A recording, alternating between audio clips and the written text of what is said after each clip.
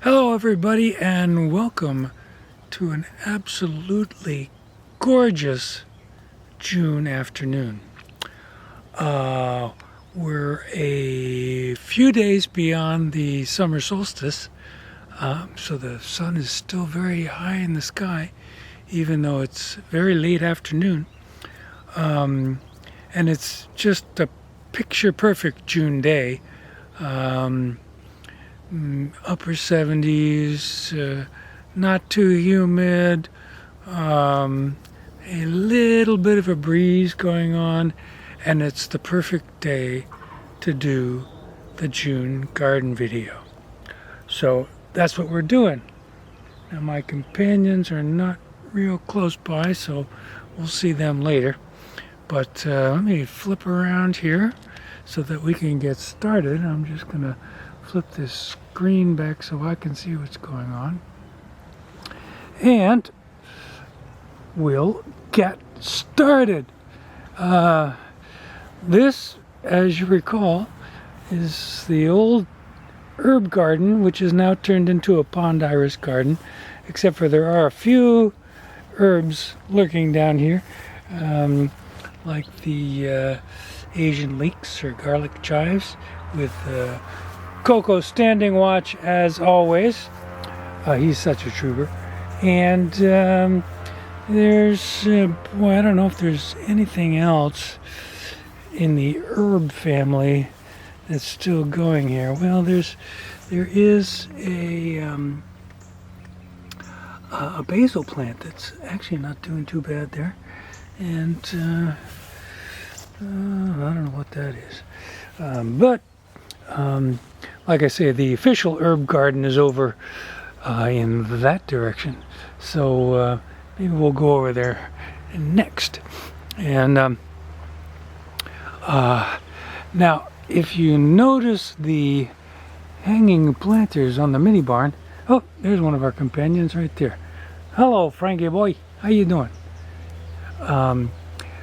We planted trailing nasturtiums in all 5 hanging planters here off the mini barn, and they're doing just fine, just as I hoped they would. Kind of taken off, and those are edible flowers. Even the leaves are edible too, so we'll be throwing them in a summer salad pretty shortly. Now, that brings us to the beginning of bed number 1, and these guys here are those big daikon, I think that's how it's pronounced, radishes, and you can sort of see there might be one down in there someplace. But the interesting thing about those is they kind of went to flower, like this one is right here, before they got as big as I was expecting them to be.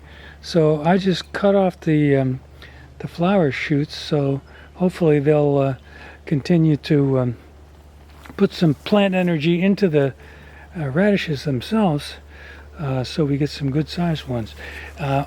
These are turnips right here, and we're getting, let's see, am I showing you that? Okay, so I get my hand out of the way and get turned in that direction.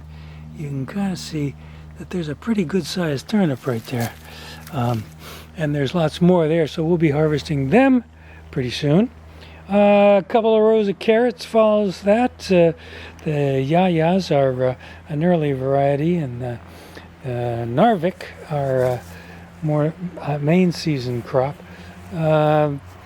These are a couple of summer squash plants, looks like zucchini maybe, that I just planted as an afterthought because I had leftovers. And they're doing okay, but not producing anything yet. And then that's followed by 2 rows of bib lettuce, and those are called little gem bib lettuce. And I gotta say, we actually harvested 1 row completely and used it all. So, and these guys are, well, they're on the borderline, but they're not really threatening to to bolt or go to seed. Now, that brings us to broccoli, and that is a pretty nice sized broccoli head that's not quite ready yet, but it's doing pretty well.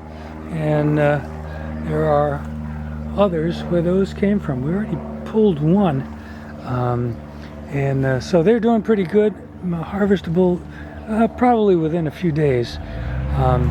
Then the next double row here is Kalettes, which is new for me, and I think I don't think they've been offered before. They're a new variety, which is supposed to be a cross between Brussels sprouts and kale, and I thought that'd be worth trying.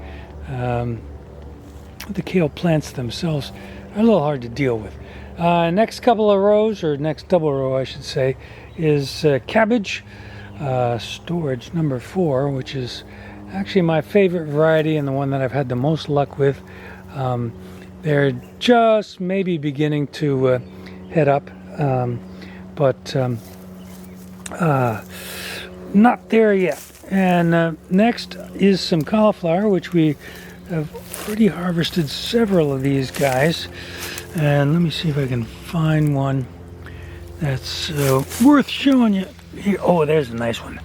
Okay, so that's you know what, I think that might be another variety, but anyway, this is a small variety of cauliflower, and this is what they look like if you kind of let it go a little bit too far. They'll still taste good, but as you can see, it's not nice and compact like they should be. So I think I got another small one in here. Okay, yeah, that's what I should have aimed at the first time. You can see it's a small head, but that's nice and tight. So that one's probably ready to be pulled. And then we go on to the next variety of cauliflower, which is, I showed you in era before, and that's Skywalker, and I've had good luck with it before. You can see that's a nice, good sized head, and just about ready to be harvested. Now, you may notice that I've got like sort of broken leaves here. Rather than to try and tie up the leaves, I just hold on, lost control of the camera.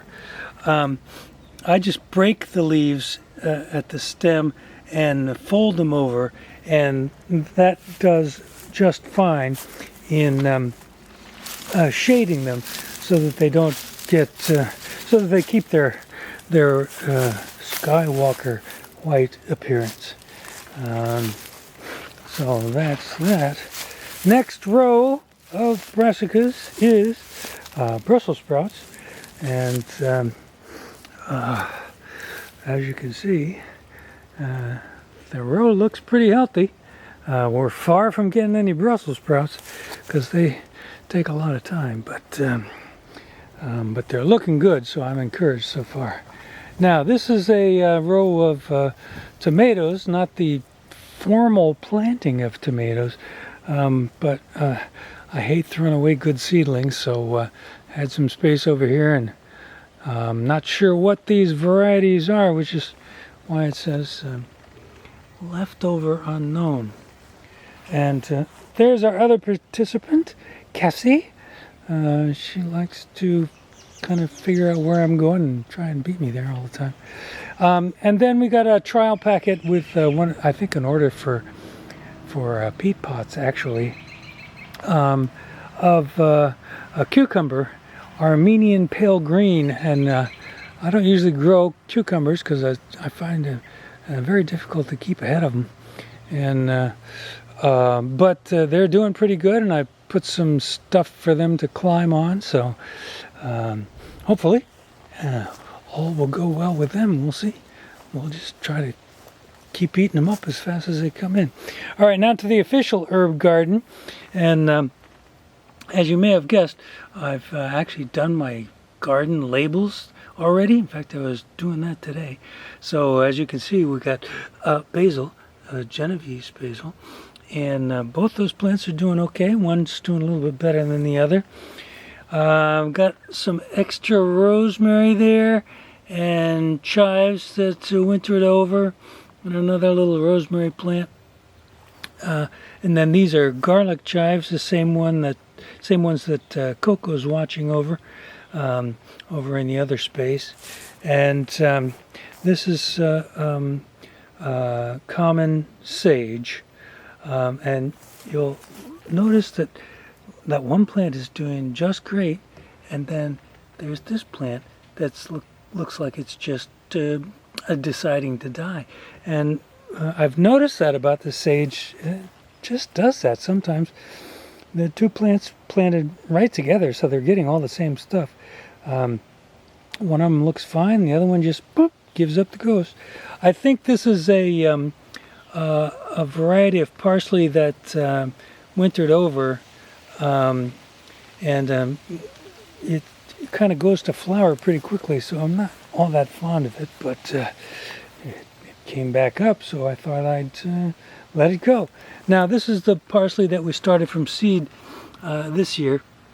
The variety is Wega, and as you can see, it's doing just fine and looks like you would expect parsley to look like.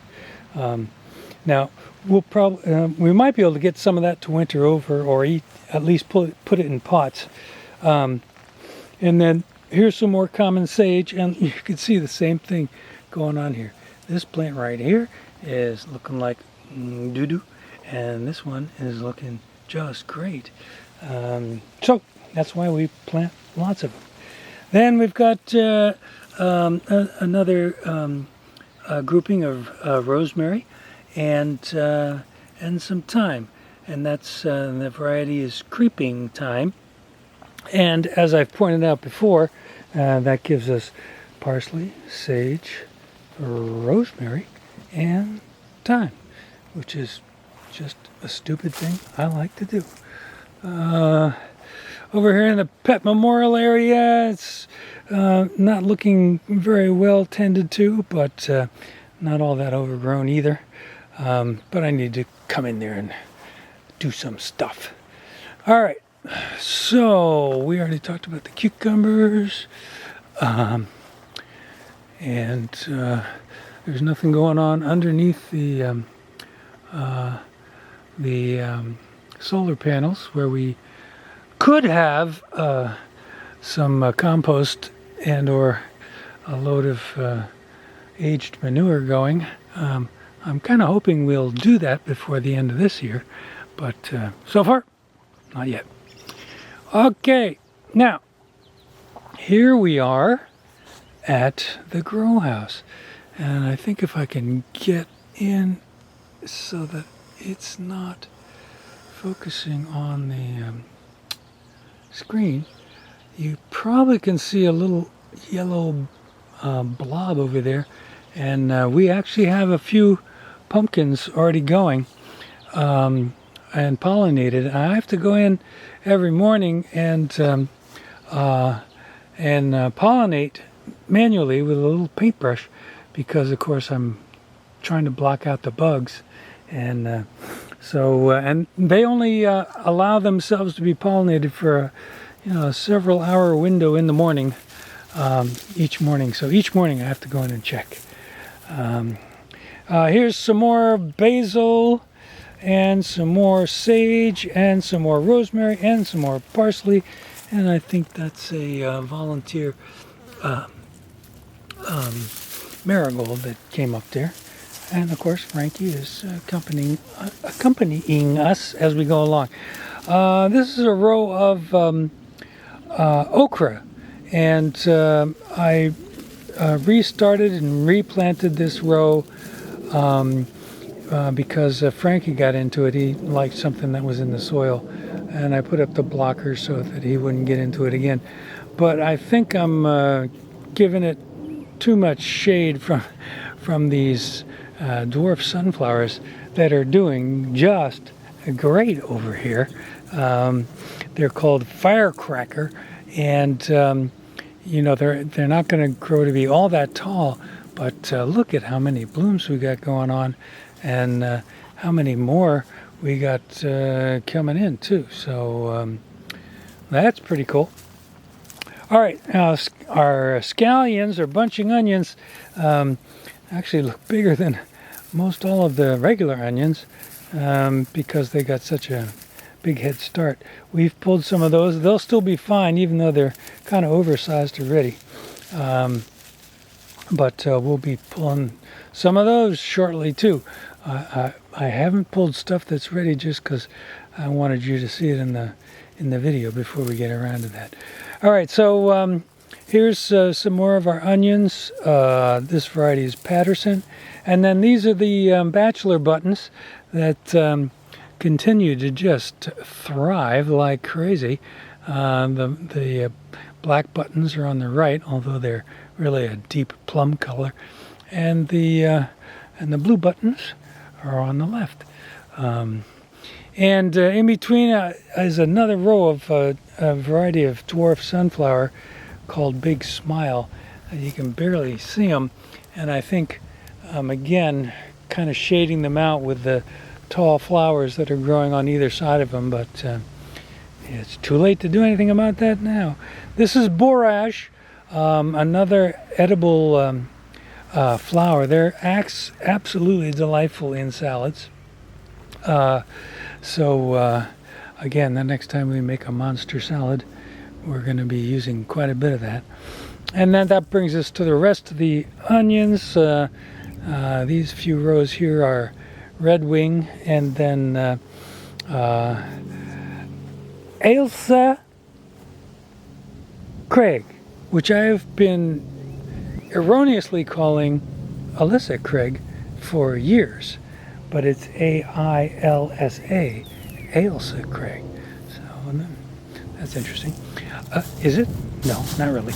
Anyway, and then one extremely non-onion plant there down at the end is a delphinium, and it was given to me by my stepdaughter Tara. So the variety is called Tara's Gift. That makes sense, right? Here goes Frankie. And you can see the sun is just brilliant out here today. Now that brings us on to bed number 3 and peppers. But that doesn't look like a pepper plant, you say. That's because it's not. It's a volunteer mammoth sunflower that came up, and I couldn't resist. I had to leave it going there. I don't think it's going to interfere too much with the peppers. But the variety there are Mad Hatters, which we've grown before and had good luck with.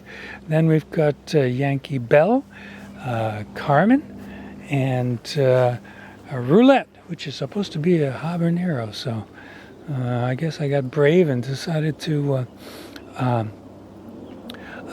grow a hot pepper, even though I can't eat them myself, really. Not that brave. And then a row of additional sunflowers that came up on their own, and we just transplanted them over into a row here. They look like they're going to do okay. Next 3 rows of flowers. We've got straw flowers, and we've got 2 rows of 2 varieties of calendula. And finally, at the end of this bed is eggplant. And you'll, if you can read the sign, it says Nigril/Black Beauty, and that's because 2 of the ones that I started from seed, which are the Nigril, just died suddenly, and so I got some store-bought Black Beauty and planted them. They're doing pretty good. In fact, as I don't know if you could have seen this before, but there is a very fine eggplant there that's almost harvestable. I'll give it a little bit before it goes. And that brings us to corn, which I'm growing this year, even though my diet doesn't really allow for it. But you can see one of the reasons why I love growing corn is because it just explodes. You know, they say knee-high by the 4th of July. Well, we're still a week away from the 4th of July almost, and it's more than 6 feet tall, this end of it. And then we have a staggered planting so that these guys are about a week or two behind. So as you can see, the older ones already have tassels forming, which means ears will be forming. And oh, look at that. Come to think of it, come to speak of it, I think you can see the silks, which means the ear is forming right down there. That is awesome. I love growing corn. Okay, so that's and that bed is totally dedicated to corn, although it does have a couple of volunteer sunflowers that came up. All right, that brings us to a bed 5, and this is where I've got the summer squash going, and we've already harvested some. There's a nice zucchini right there that's not quite ready, but it's very close. And there's some crookneck yellow squash down in there, I think you can see. Some of that is harvestable today. And then the third variety, as is typical for me, is a scallop squash or a patty pan. And it looks like maybe that one is properly pollinated and is going to produce. And we've already had some already. Now that brings us to tomatoes, and we've got several varieties going. This row is San Marzano 2, which is a large paste tomato.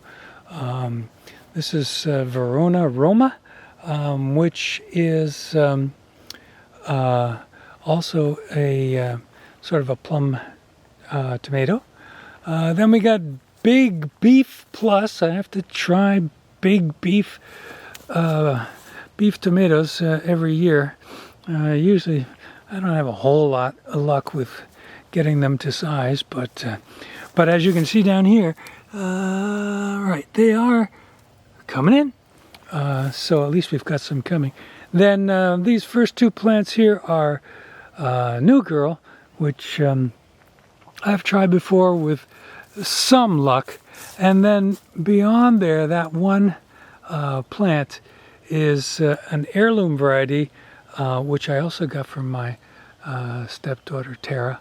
So it's called Tara's Heirloom, because we're not really sure what the actual variety is. All right, and that brings us to pole beans. Now, this is a more traditional green bean. It's Seychelles, I think is how you pronounce that.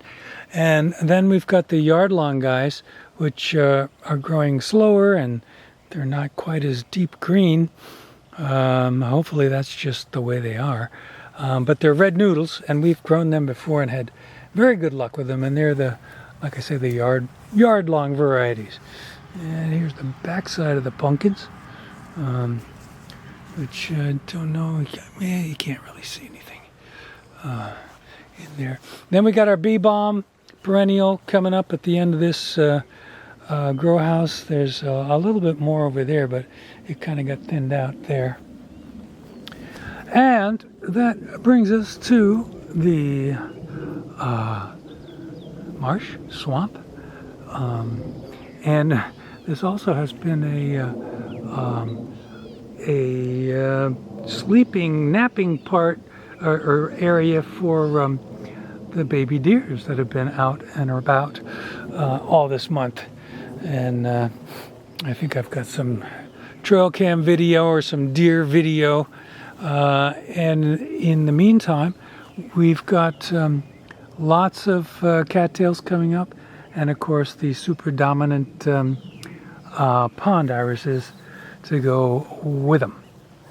So that leaves us ready to make a trip out to the asparagus patch there. So I guess we'll go out there and do that right this minute, as they say. And let me just make sure I've got everything closed here. And let's take a quick walk around here. The asparagus isn't doing as well as I had hoped this year. It just didn't come back as prolifically, aggressively as I had hoped. As you can see, there's lots of them that are coming up, and we got a fair amount, several dozen shoots, and we'll probably get a few more, but they just instead of coming up stronger and stronger every year, they seem to be coming up a little weaker every year. So I don't know if maybe I need to feed them or something, or give them something, I don't know, to encourage them to grow a little. I think what's going to happen if I end up with a lot of vacancies, I'm going to get some more of the crowns and plant them this fall, because that's when you plant those guys. All right, so let's go back.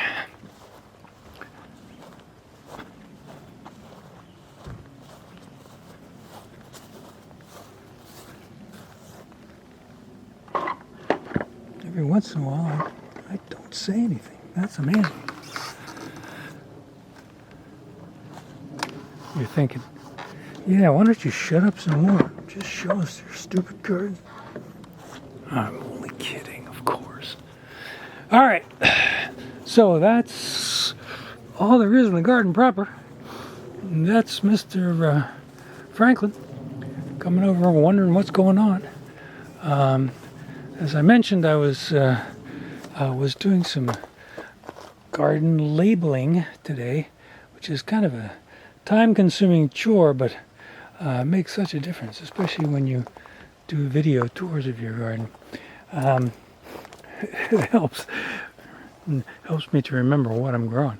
Here's the fire pit area, and it's looking very inviting, and lots of stuff is growing, and even the I forget what this is blooming. Are starting to bloom. We've got a nice pot of giant zinnias going here, which are coming in nicely, and a nice variety of color. And I even got some new cushions for the chairs out here that look pretty nice too. We got cosmos growing in the fence boxes there, which so far we haven't managed to dry up, which takes watering every other day pretty much. And then we got our water features. We got a nice water hyacinth that's already starting to split into more versions of itself. The horsetail, mini horsetail is doing just fine. Our little irises are done blooming, and we got a extra tomato here, as we do all over the place. And then a similar scene here in this water feature here, with water hyacinth and a couple of small pond irises that are also done blooming. We also had a what is the hold on. Honeysuckle, sorry. Oh, jeez. Honeysuckle come up that we noticed for the first time this year, and we think it might be nice letting it grow along the fence there. So we're gonna. Mr. Owl is guarding the strawberry plants. We did get a few strawberries, as we usually do out of this thing, but not a whole lot. But I think Mr. Owl kept the birds off of the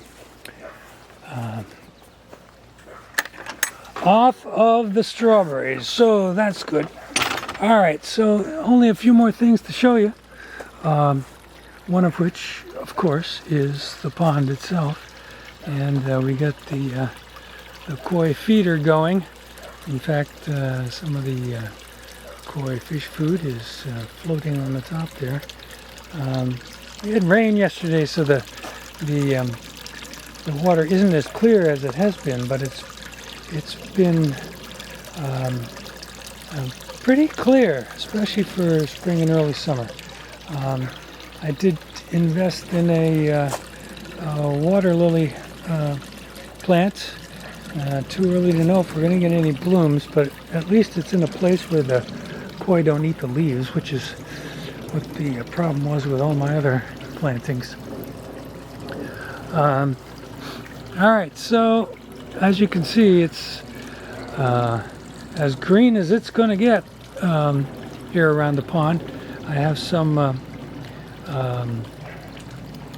thinning to do, but all in all, looking pretty good.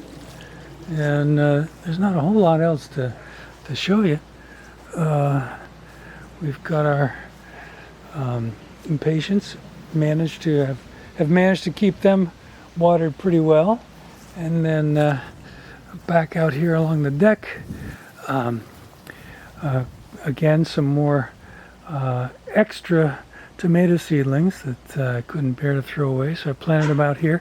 Got a little bit of asparagus, and we actually got some shoots that we harvested too from back here. And the tiger lilies are in bloom. And I don't know if you can see, but the potted cherry tomato plant that we got from Vanina's son and daughter-in-law has been it's doubled in size easily, and it's already producing some nice cherry tomatoes. And with that, I believe I'm going to have to say that if I can point this in the right direction, we're pretty much done. There's nothing going on inside under the lights anymore. That was done a while ago, and other than a barking dachshund in the distance, who's probably barking at our neighbors, having the audacity to actually be in their own yard. I suppose I could show you the greenhouse here, because I guess the Spanish moss is doing okay. I've been trying to mist it every once in a while, because I figure it probably needs some humidity from time to time. Doesn't get much rain in here. And then that's just some dirt that was in the wheelbarrow, and suddenly marigolds and what looked like maybe chives came up. So they are growing in a pot now in the greenhouse. All right, I'm kind of rambling, and I don't think there's anything else to show you. I don't know if I'll have some drone footage, but I'll probably have some trail cam / deer footage to cut in here. And that's going to do it. This is June 2022, and June is, if you've heard me say it before, is when the garden really turns into a real live garden. And we're not at the top of production yet, but it's started to produce, and everything is green and promising and growing, and it's too early to have had any real disasters. So that's what June is all about. And June is a particularly beautiful month, just in general terms. So, I think that's going to do it for us. Again, thanks for joining. This is June 2022, Marvin Gardens, and hope you're having a great start to your summer.